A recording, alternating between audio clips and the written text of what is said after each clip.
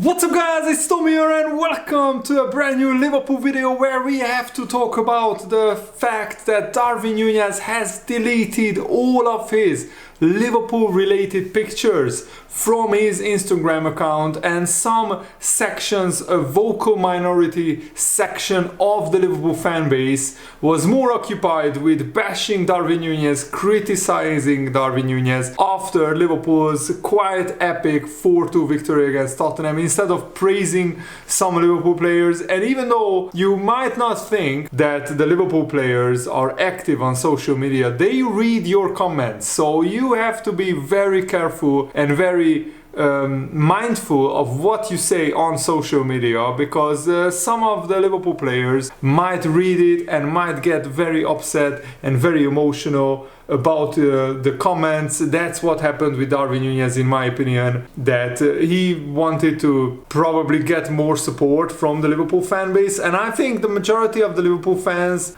support Darwin Nunez even in this tough run of form. And he overall still had a good season. 18 goals and 13 assists in 53 games is a pretty good return. The problem, of course, is that his goals and assists came in the first 6 months of the season, and in this last month and a half, Darwin Nunez has hit a dry spell, which happens to the best of players, even Mo Salah. And Darwin Nunez has fueled speculation over a possible exit from Liverpool. So in this video we will talk about what are the reasons for this, and also should Liverpool sell Darwin Nunez? Let me know in the comments below. I want to hear your opinion.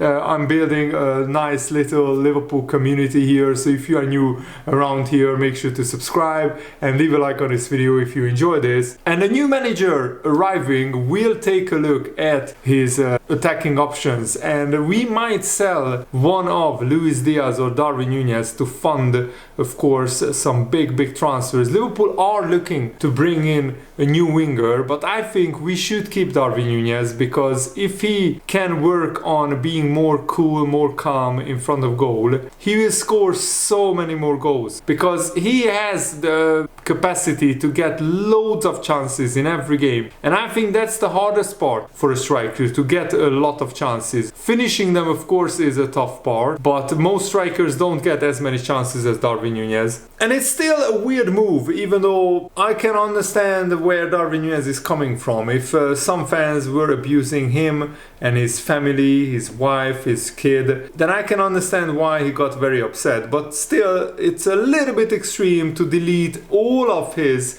pictures when he was or is in a Liverpool kit. The only Liverpool related picture left on his Instagram is that he's posing in front of a Liverpool badge in a plain white t-shirt.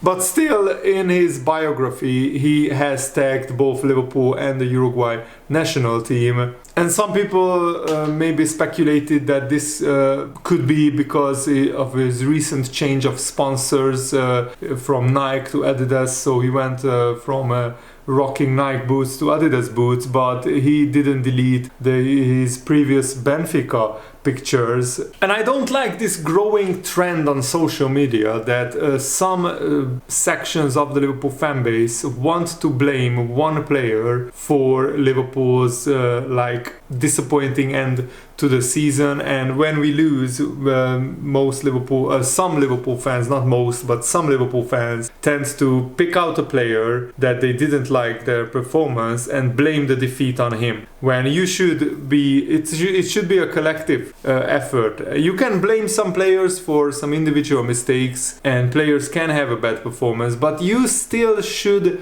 support them and encourage them, because that's what our role as supporters are. That's what fans should do. We should support them. And yes, you can say at the end of the season, I want this player sold because he is not good enough for Liverpool. But while they are playing for Liverpool, you should still 100% support them and encourage them, and not blame them for a defeat. Because Darwin Nunez receives a disproportionate level of criticism among the Liverpool fans, and I can understand why he's so upset, because he works so hard in every single game. You can't say that Darwin Nunez doesn't try. You can't say that Darwin Nunez is not giving his all in a Liverpool shirt. And in fact, one of the main problems of Darwin Nunez is maybe he's trying too hard sometimes in front of goal. He's too anxious. He wants to do well too much. And if he was a little bit more relaxed, ironically, if he didn't care that much, then he would finish more of his chances. I always refer to Divock Origi as the perfect opposite of Darwin Nunez's mentality in front of goal. Divock Origi was such a laid-back guy. It looked like on the pitch nothing could face him, and that's why he was such a brilliant clinical finisher. I think Darwin Nunez is twice the player that Divock Origi was for Liverpool, but when Divock Origi got his chances, he more often scored them than not scoring, because he was just such a laid-back guy. It looked like he wasn't really bothered, which wasn't the case. Of course he cared, but in front of goal he looked like he had all the coolness, all the calmness, all the time in the world.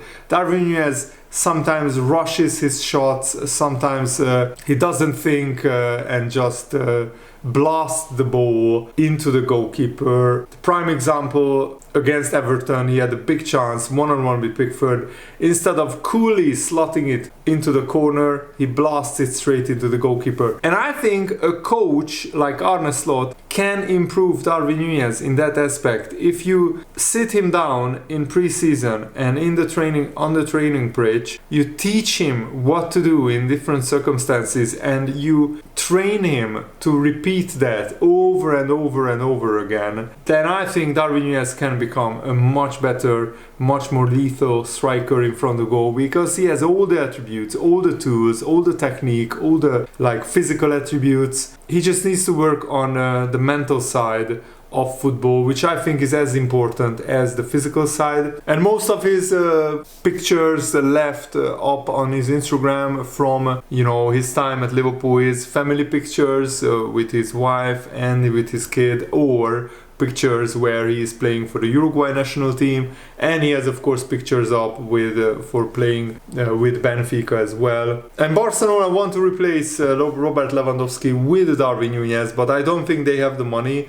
Liverpool would ask 80 to 90 million pounds for Darwin Nunez, and I don't think Barcelona can spend that on one player. But you also have to factor in that Darwin Nunez earns 1/4 of the salary of Robert Lewandowski. And Jurgen Klopp gave a very good summary about this. He said it's tricky when strikers have to go through these things. That's how it is. That's a striker's life. A goalkeeper's life is you make a 500 save and then 500 saves, and then you make one howler and everybody's talking about that mistake, about that howler. A striker's life is you score all the time and then you stop scoring, and then everybody starts asking, why are you not scoring? It can be the most difficult thing in the world, and sometimes it's the easiest thing in the world, depending on what chance you get. We had good chances against Everton, but again we were a bit in a rush in finishing them off. So create again, and try and get in the right positions to finish the situations off.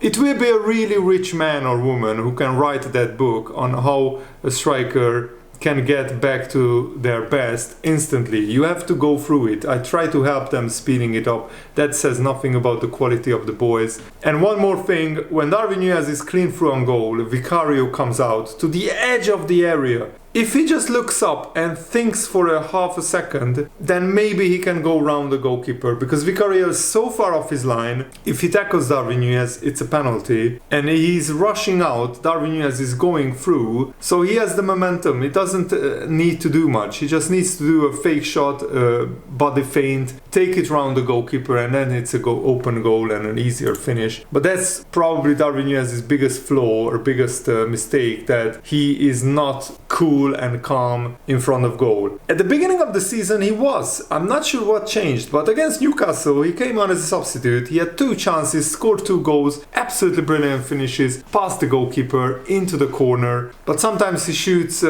with instinct straight down the middle, instead of being a little bit more calculated, precise, targeting the corner of the goal. But I'm sure that the new manager Arne Slot will work with Darwin Nunez. But some Liverpool fans are defending Darwin Nunez, and rightfully so, that Nunez is allowed to react to abuse that he received however he feels best, protects him. Darwin Nunez is in control of his own well-being and what is best for him and not for the Liverpool fans. And the Liverpool fans who abuse Darwin Nunez are not really fans, in my opinion. They are not really supporters.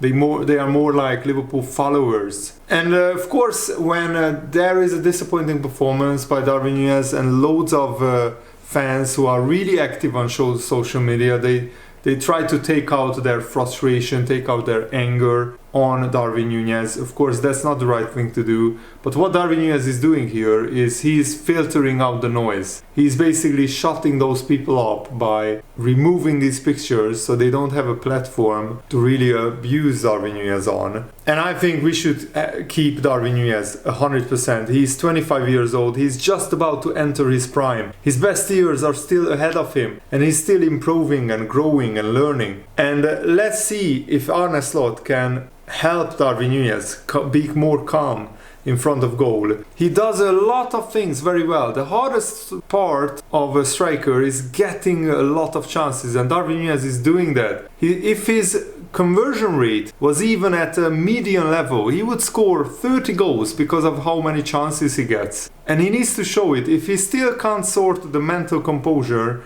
next season, then of course a decision has to be made. But Darwin Nunez deserves one more season. He didn't have a terrible season. He just had an okay to good season, depending on how you look at it. Because if you said before the season Darwin Nunez would get 29 goal contributions, 13 assists and 18 goals, that is not a bad season from a striker to have contributed to almost 30 goals in 53 games. But of course, he needs to improve his finishing, that's without question. And what I'm really excited about is that Michael Edwards will run Liverpool similarly to maybe how Florentino Perez runs Real Madrid, selling all the players at the right time. Look at Casemiro and the absolute disaster that was his performance last night against Crystal Palace. Man United lost 4-0, it was embarrassing, and Casemiro was one of the worst players on the pitch. So Real Madrid definitely sold him at the perfect time. Scouting players from non-European areas, that will be another of Michael Edwards' expertise. And buying many young talents, really ready to succeed and become like senior squad members. And also, very important, the fourth one, recruiting dominant athletic type of players. And this time Michael Edwards has the power to do that at Liverpool because he is running the football operations side of FSG. He is the CEO of football at FSG. So it will be very interesting and very intriguing how Michael Edwards will implement his vision and how he will shape the Liverpool squad. And Michael Edwards also will study the players' personalities to see how they would fit into the dressing room and the social groups within the squad. And Michael Edwards actually went to the same hotel as Jurgen Klopp before he was appointed, and he actually was looking and basically you could call it spying on Jurgen Klopp's interactions with people, because you can learn a lot from about a person in